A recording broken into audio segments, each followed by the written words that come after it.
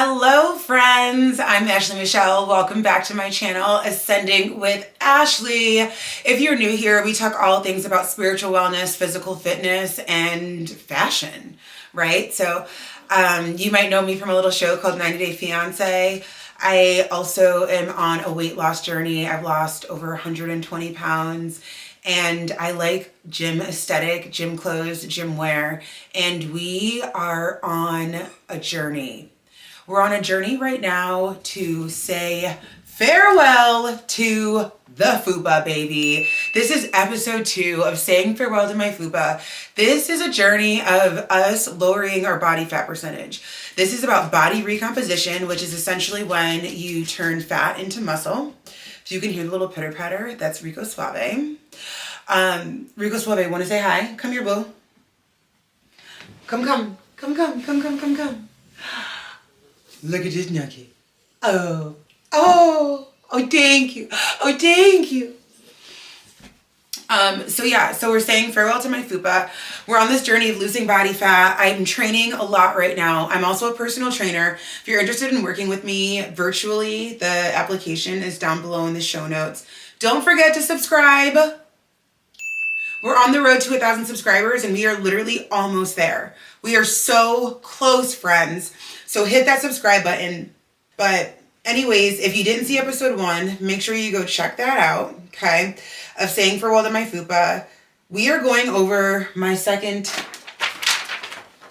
InBody Scan today, dogs. So my first InBody Scan I had on March 8th, 2025. And this one is from April 4th, 2025 of this year. So I do them about once a month. And boy, do we have some stuff to talk about, okay? So I think first I want to start off with, I'm feeling good. I don't really have like exercise fatigue yet. I did actually, so at the time that you're watching this, you guys know like YouTube world is a bit behind in what's going on in present world.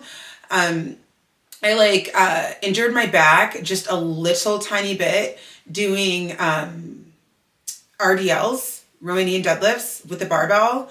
And I did this about a week ago. So this week has been very slow for me. Very slow. And I've just been taking it easy and like chilling out and calming down and all of that.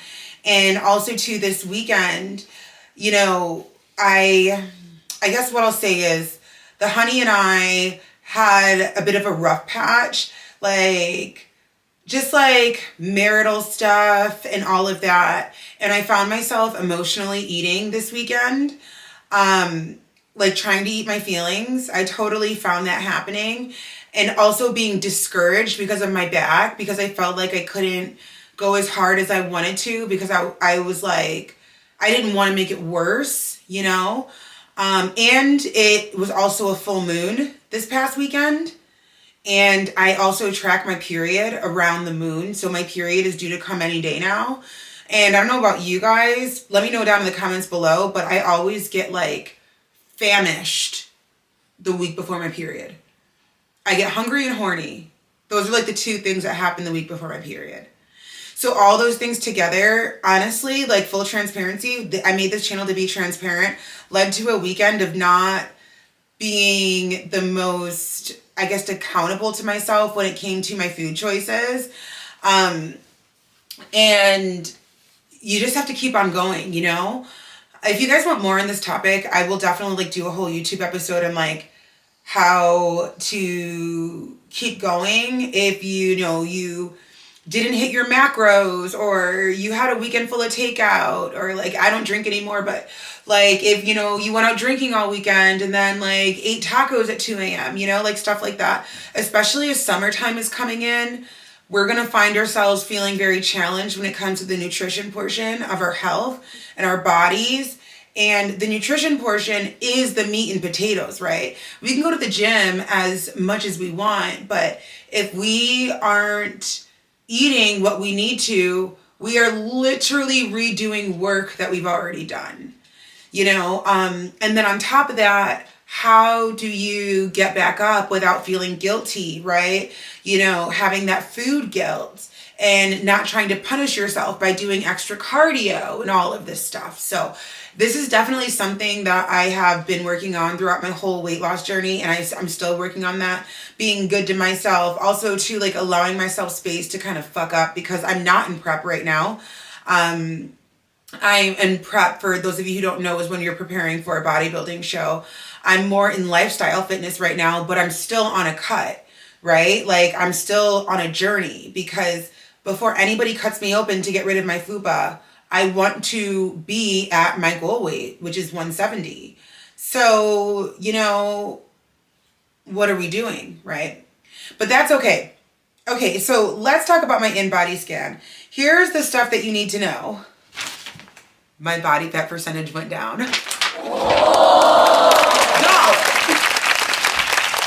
So in a month, I went from 34.2% body fat to 31.4% body fat.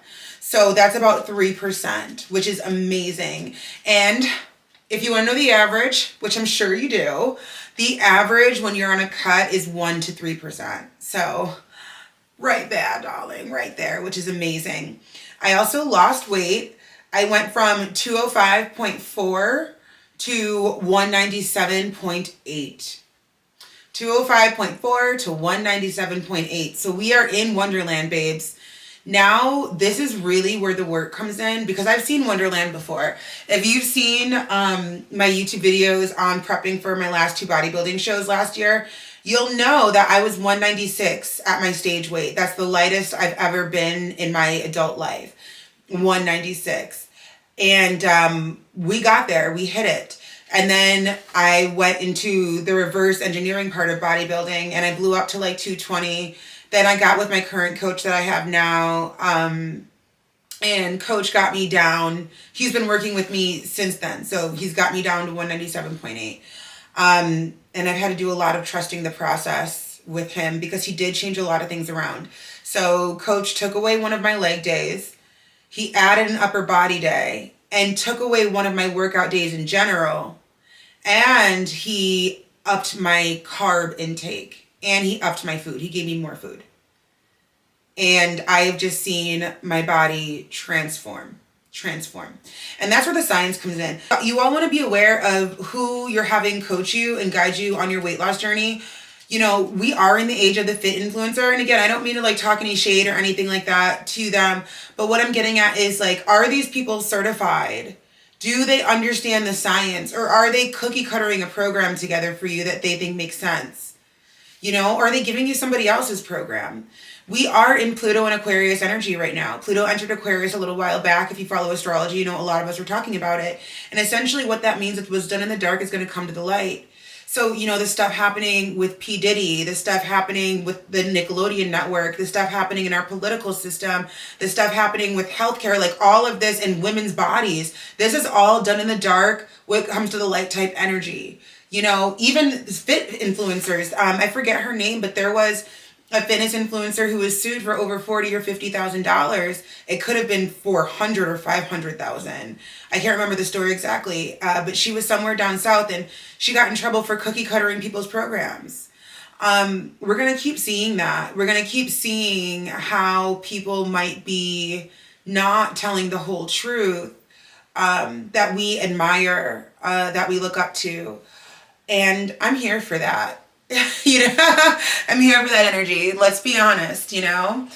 But anyway, so just be aware if you're looking for any guidance or mentorship, even if it's not from me, and even if it is from me, fact check me. Look me up. Look up my testimonials. You know, look up my website. Like, look me up. I urge you to do that, right? And I think that's important for all of us to do before we invest in our wellness journey, to make sure that we're investing from the right place. But yeah, so my body fat mass in pounds went from 70.3 pounds to 62.2 pounds. So if I'm reading this right, my body fat mass in pounds. So they're saying that I have 62.2 pounds in body fat. So let me see here. I want to do something. So if I went to 0% body fat percentage, which I do not advise, this is just an example. 197.8 wait, 197.8 minus 62.2. That would put me at 135.6. 135.6 pounds. Now, let's say a good percentage of body fat for women is like somewhere between like 18 and 25. Unless you're getting ready for bodybuilding prep, then it's lower than that. But let's be generous here and give myself 20% body fat. So times 0.2. That's 27.12. So 135.6 plus 27.12. 135.6 plus 27.12. 162.72. So 163 pounds would be the ideal weight at 20% body fat. So that's just interesting information to have, I suppose. We're still going to see what 170 looks like. So yeah, that's where we're at. We are down over 5 pounds. We're down like 7-8 pounds. Our body fat percentage is down by 3%. I feel good. I mean, I would be lying if I didn't tell you I'm a little disappointed about how my weekend went. Weekends I've noticed are tough for me when it comes to tracking my food and when it comes to holding myself accountable. I've gotten better over the last like year and a half of really consistently working with a coach mentor and being a coach mentor. I've gotten better at finding kind of like the holes in my routine and my lifestyle. I know why the weekends are a little rough. They're a little rough because I don't really work on the weekends. So if I'm working on a Saturday, it might be a few personal training clients in person. It might be a full moon or new moon call, but I'm not like responding to emails on the weekends. I'm not creating launch programs on the weekends. I'm not doing website updates on the weekends. I might not even be doing content on the weekends, like unless I'm super backed up, and especially Sundays. And so I've noticed that I look at my fitness journey almost kind of like work. And I don't know if that's right or wrong. I think it's more just like, it is work. It is work. It's work to show up for yourself every single day. It's work to decide to go to the gym. Like after this, I'm going to go hit legs. It is work. And so it's like, when I'm clumping it into my spiritual influencer work, my fitness influencer work, my social media content creator work, my TV work, I'm lumping this part of my life into those categories. And it is definitely a lifestyle, and I'm in the lifestyle, but I think that in order to have better success on the weekends, I need to differentiate from me tracking my meals as work to me tracking my meals as this is what I do on Saturdays and Sundays. I also think I need to go into the weekends with a game plan. So I know that during the week, I've gotten good enough during the week where I don't necessarily need to know what food I'm putting in my mouth the next day. I will still track. I will still hit my macros. I will still pack my food if I know I'm going to be gone for a long time. I will still do all of that, no problem. But on the weekends, especially because my partner, Manuel, he loves to go get Spanish food on Saturday. He's a creature of habit. He's a Scorpio. And Saturdays, he goes and gets Spanish food. And he always asks me, I always get the same thing too. Yellow rice, sweet plantains, and this baked chicken with the skin.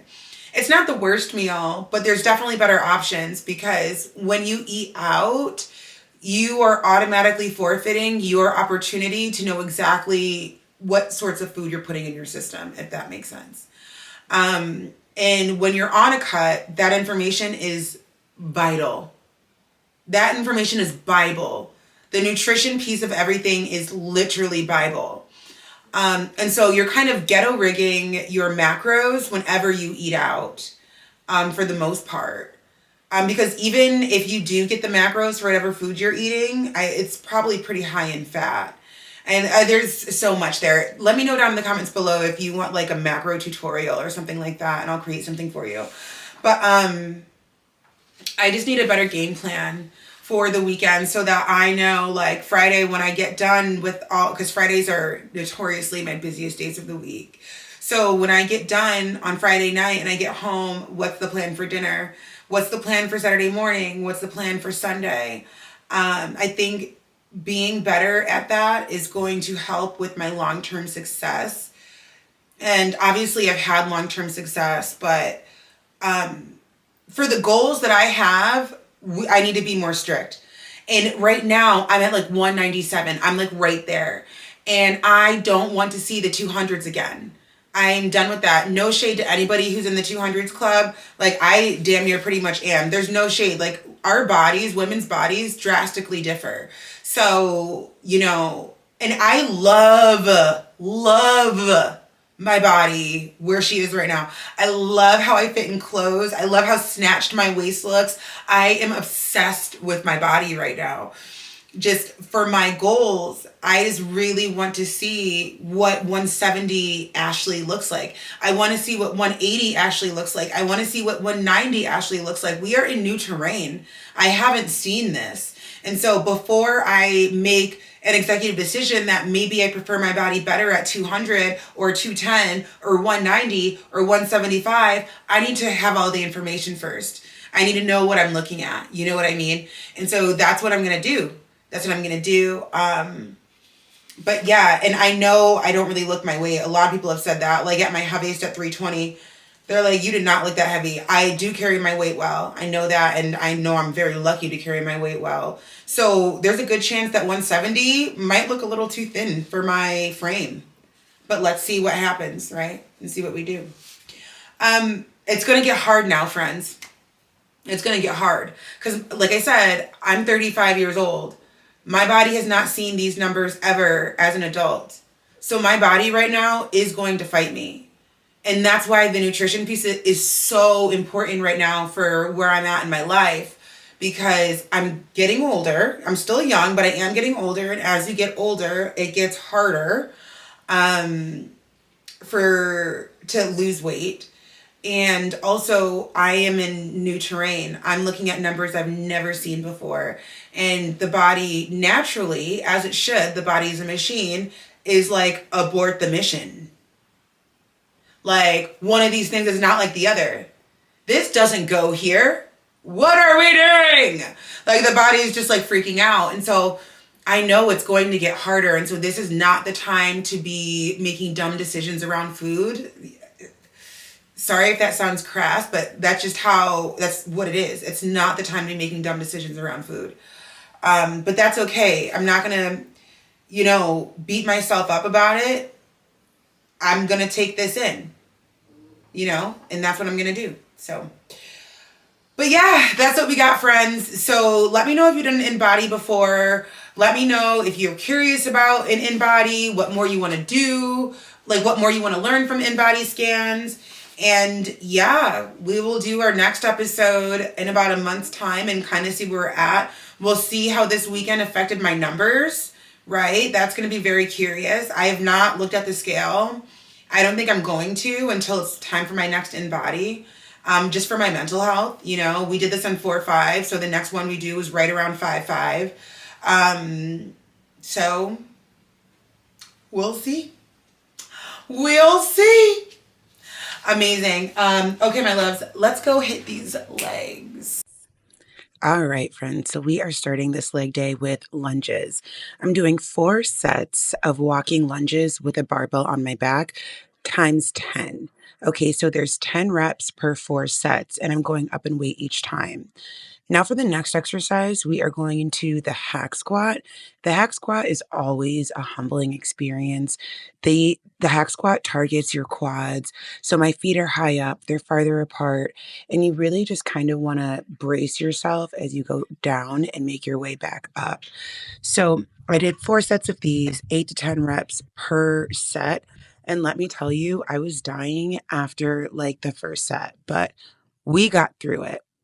Now, next, we're going to be supersetting these seated leg curls with Romanian deadlifts. And so you want to make sure with the leg curls that your feet are flexed so that you can get a better stretch in the hamstring, especially as you go down on the movement. You can see I was fighting for my life here, but again, we got it done. That is the point. So this is a new gym that I joined, and I don't really love this RDL setup that they have here. To be quite honest with you, I probably won't use it again. But you live and you learn because you can see the bars on either side. They don't allow you to get as full range of motion as I would have liked to get. So I found that to be annoying. But yeah, and as always, if your booty don't look ugly while you're working it, then you're not working it. And of course, coach loves the lying leg press. I can't tell you how many thousands of these I've done over the last few years. Legs are high and wide, pointed outwards to really focus on the glutes and the hamstrings. Now we're moving on to the belt squat. I absolutely love the belt squat machine. The belt squat machine really, really, really targets the glutes. My feet are further apart, they're pointed outwards, and I'm doing again 4 sets of 8 to 10 reps per with a drop set. So that means on your last set, which would be the fifth set, you're dropping the weight by a little bit. Now I'm calling on God to finish this workout. You're going to see me go to failure here. A lot of people don't understand what working out to failure really means, but you're going to see it here. I literally cannot lift the weight anymore. 4 sets, 12 to 15 reps. There she is. She failed, babes. She failed. If you want a more in depth workout routine, let me know and I'll slow the footage down and we'll get it done. But that's it. That's leg day for y'all. Hope you have a great day and I'll see you in the next video.